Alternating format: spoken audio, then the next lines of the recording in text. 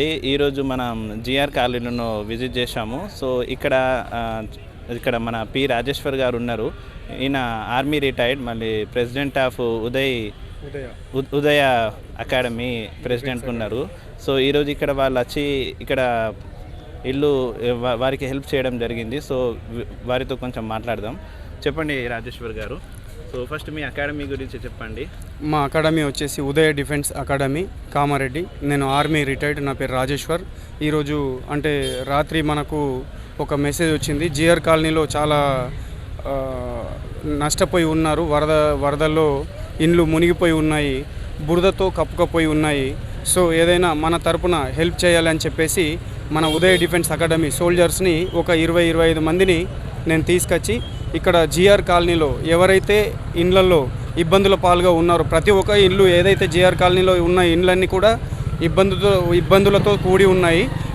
అలాగే మాతో ఎంత చేతనైతే అంతమందికి అన్ని ఇండ్లలో మన స్టూడెంట్స్ని కానీ వాళ్ళందరికీ ఒప్పించి వాళ్ళ చేత ఇండ్ల క్లీనింగ్ కానీ, సామాన్ కూడా ఏదైనా ఉంటే బయటికి తీసుకురావడం కానీ, అలాంటి అన్నీ తీసుకొచ్చి వాళ్ళకు హెల్ప్ చేయడం జరుగుతుంది.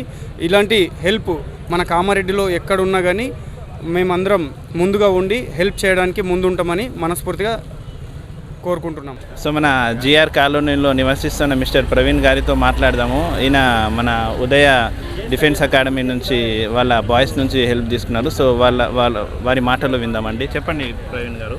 సార్, ఇక్కడ వీళ్ళు హెల్ప్ చేశారు మీకు ఇక్కడ? సార్, నిన్నటి నుంచి మొత్తం బురదతో నిండిపోయింది ఈ ఫ్లడ్స్ తర్వాత కంప్లీట్గా.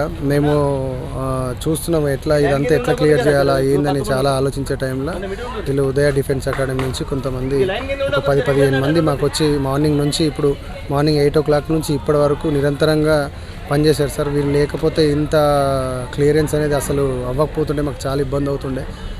గవర్నమెంట్ నుంచి కూడా వాళ్ళు మున్సిపల్ వాళ్ళు అండ్ పోలీస్ అండ్ ఫైర్ వాళ్ళు వర్క్ చేసినారు, కానీ వీళ్ళు చేసిన హెల్ప్ చాలా ఉపయోగపడింది మాకు. మార్నింగ్ చాలా సపోర్ట్ చేశారు ఈ 10 members. Thank you for the Udaya defence academy sir. Thank you.